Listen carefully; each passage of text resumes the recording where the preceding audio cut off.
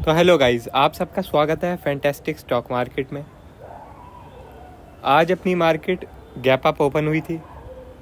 Gap up open होने के बाद मार्केट में open is equals to high बन गया। आप देख सकते हैं कि जो ओपनिंग प्राइस थी वही हाई प्राइस हो गई। तो जब भी ऐसी सिचुएशन होती है तो भाइयों सेल करना होता है हम लोगों को। अब ये है, हमारा व्यू तो बुलिश था तो इस वजह से हमने सेल तो नहीं किया, मगर बाय का ट्राई हम देख रहे थे कि बाय का कोई हमें अपॉर्चुनिटी मिले तो हम बाय करें। अब निफ्टी आज काफ़ी वीक थी तो मैंने निफ्टी में तो कुछ ऐसा बाय ट्राई किया नहीं, मगर फिर निफ्टी में ट्राई किया था भाइयों। फिर निफ्टी दिखाता हूँ आप लोगों को।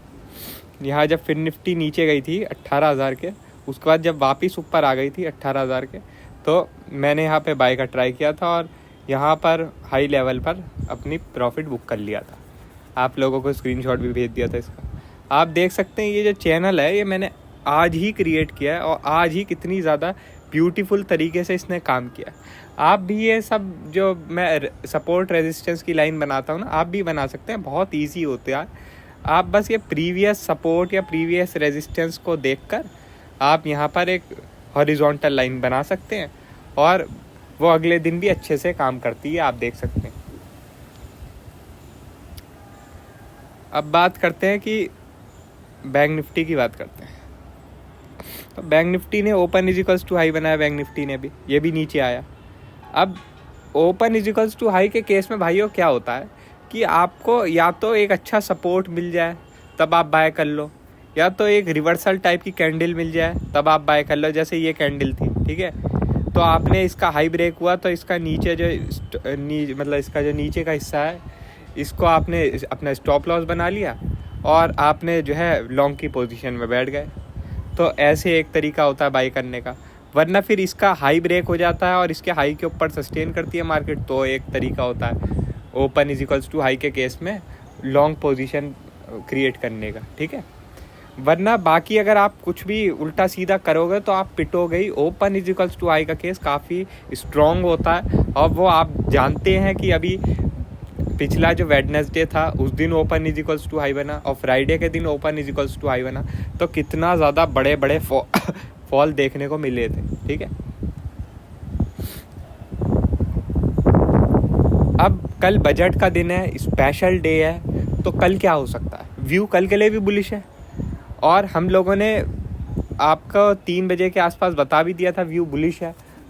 और 3 बजे के आसपास अगर किसी ने पोजीशन क्रिएट करी होगी कल के लिए तो उसे काफ़ी अच्छा पॉइंट आज में मिल गया था। तो इसलिए हमने आपको बोल भी दिया था कि प्रॉफिट बुक कर लो। अब कल की कल देखेंगे, क्योंकि ज़्यादा लालच में तो आप लोग जानते ही है कुछ होता नहीं है। और हम देख भी रहे हैं कि मार्केट तो लगभग 40,750 के आसपास थी, मगर क्लोजिंग प्राइस देखें तो 40,600 है, 650। तो मतलब लगभग 100 पॉइंट डाउन। एक्चुअल जो क्लोजिंग हुई है वो 100 पॉइंट डाउन हुई है।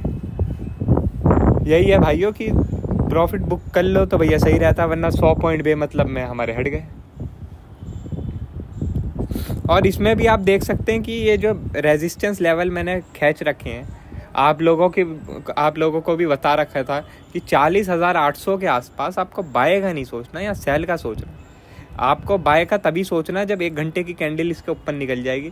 तो आप देख सकते हैं यहाँ पर जब भी मार्केट आई है तो रिजेक्शन लिया, मार्केट नीचे आई है। यही है, अगर आप सपोर्ट रेजिस्टेंस को फॉलो करोगे, प्राइस एक्शन को फॉलो करोगे, पैसा बनेगा आपका। 10 में से 8 बार ही बनेगा ही बनेगा। मैं मानता हूँ 1-2 बार ही हो गए एक्सेप्शन के केस, मगर अगर आप इसे फॉलो करोगे, स्टॉप लॉस को फॉलो करोगे, छोटे स्टॉप लॉस और बिग प्रॉफिट को, तो आप ओवरऑल प्रॉफिट ही कमाओगे। अब डेली टाइम फ्रेम में बात करते हैं कि कल क्या करना है। तो कल भाइयों सिंपल है, मार्केट नीचे मिलेगी समझ लो इस एरिया में, 40,000 के एरिया में। आप लोगों को लग रहा होगा कि मैं 40,000 के एरिया की बात क्यों कर रहा हूँ जबकि मार्केट तो 40,600 पे है। तो भाइयों ये बजट का डे है, ये कोई नॉर्मल डे नहीं है। इस दिन आपको अगर मार्केट ऊपर भी दिख रही है ना तो ये 2-3 मतलब ये समझ लो 2-3 कैंडल में ही यहाँ तक पहुँच सकती है और उसके बाद वापस ऊपर भाग सकती है, ठीक है। तो अगर आपको इस जोन में मिलती है 40,000 के जोन में तो बाय का सोच सकते हो आप। यहाँ पे थोड़ा बहुत ऑप्शन बाय कर सकते हो, ठीक है। बाकी वरना इसके ऊपर 1 घंटे की कैंडल क्लोज हो जाती है 40,800 के ऊपर तो बाय कर सकते हो। बाकी कोई यहाँ पे कोई बाय का कोई फ़ायदा नहीं है। आप लोगों को एक चीज़ ये भी बता देता हूँ कि कल जैसे ही स्पीच स्टार्ट हो जाएगी भाइयों, स्पीच जैसे ही स्टार्ट हो जाएगी, जो विक्स है वो गिरना चालू हो जाएगा। आज देख सकते हो आप 4.5% गिर गया, और कल मैं उम्मीद करता हूँ कि 10% विक्स गिर जाएगा, 10%। और अगर 10% विक्स गिरा तो ऑप्शनों के दाम बहुत ही तेज़ी से गिरेंगे, बहुत तेज़ी से। तो आपको डीके बहुत भयंकर तरीके का देखने को मिलेगा, बहुत भयंकर वाला। अभी बहुत ज़्यादा इन्फ्लेटेड है ऑप्शनों के दाम, और कल बहुत ही ज़्यादा तेज़ी से गिरेंगे। तो आपको अगर सही डायरेक्शन में होंगे आप, तो आपका पैसा बच जाएगा, मगर आप अगर गलत डायरेक्शन में होंगे तो आपका पैसा उतनी तेज़ी से उड़ेगा भी कल, ये याद रखना। इसलिए आपको ऐसे ही हवा में कुछ भी बाय सेल नहीं करना। कल वेट करना है कि आपको इस एरिया में मिलता है तो भैया बाय का कोशिश कर सकते हो। स्टॉप लॉस यही होगा, स्टॉप लॉस होगा 39,400, और अगर इसके ऊपर निकल जाता है तो आपका बाय का ट्राई कर सकते हो, और स्टॉप लॉस यही होगा 40,600। स्टॉप लॉस को मानना है, अगर स्टॉप लॉस को नहीं मानोगे तो कल बहुत समस्या हो सकती है। ठीक है, मोमेंटम तो मिलेगा मगर डीके भी बहुत स्पीड में होगा, तो ये ध्यान रखना है आपको। निफ्टी की बात करते हैं। निफ्टी में भाइयों इस एरिया में मिलता है 17,500 के एरिया में बाय का कोशिश की जा सकती है। स्टॉप लॉस होगा 17,400, वरना फिर 17,800 के ऊपर एक घंटे की कैंडल क्लोज होगी तो हम बाय का सोच सकते हैं, और हमारा टारगेट होंगे लगभग 18,160 तक का हो सकता है।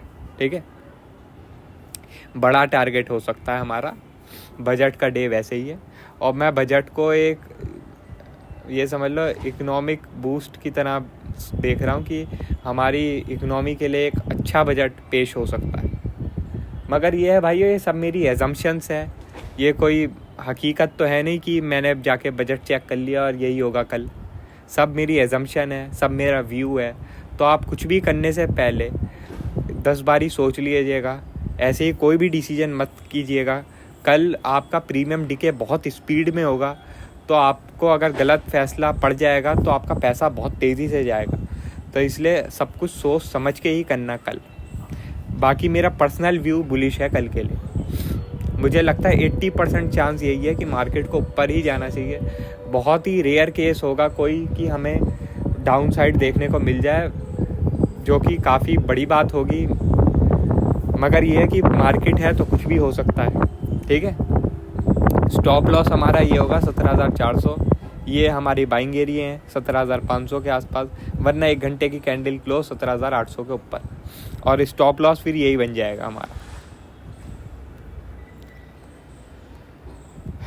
अडानी का जो FPO है भाइयों वो फुल्ली सब्सक्राइब्ड हो गया, तो ये भी एक पॉजिटिव न्यूज़ है। इसकी वजह से ही हमें क्लोजिंग में एक काफ़ी अच्छा अप ट्रेंड देखने को भी मिला था। सुबह सुबह आप लोग मत चढ़ जाना मार्केट के ऊपर।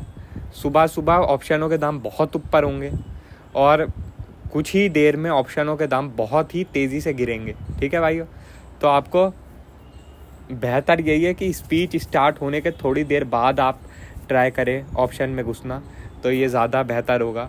अगर आप पहले से घुसे होंगे और आपने सही डायरेक्शन पकड़ लिया होगा तो सही है, मगर थोड़ा भी गलत होगा तो प्रीमियम डीके के लिए कल तैयार हो जाइएगा। US मार्केट इस समय थोड़ा नेगेटिव है। खैर हमें अभी US मार्केट से तो कुछ फ़र्क पड़ता नहीं है, कल के बाद ही फ़र्क पड़ेगा। आपको ये बता देता हूँ कि फेड की जो मीटिंग है भाइयों वो भी थर्सडे को है, और एप्पल का रिज़ल्ट भी थर्सडे को है। तो कल बजट के बाद ये सब फोकस में आ जाएगा। तो आप लोगों को अगर समझ लो कल कोई बढ़िया क्लोजिंग मिल रही होगी अपसाइड के लिए, तो आप सोचो कि कैरी कर लेता हूँ, तो कैरी मत करना। कल जो भी करोगे इंट्राडे में करना और बुक करके घर बैठ जाना। कल कोई भी पोजीशन कैरी नहीं करनी है अगले दिन के लिए। बाकी और कोई अपडेट होगी तो मैं आपको टेलीग्राम में बता दूंगा। वीडियो अच्छी लगी हो तो लाइक कर देना, और चैनल पर नए हो तो सब्सक्राइब कर देना। आज के लिए बस इतना ही। Thank you.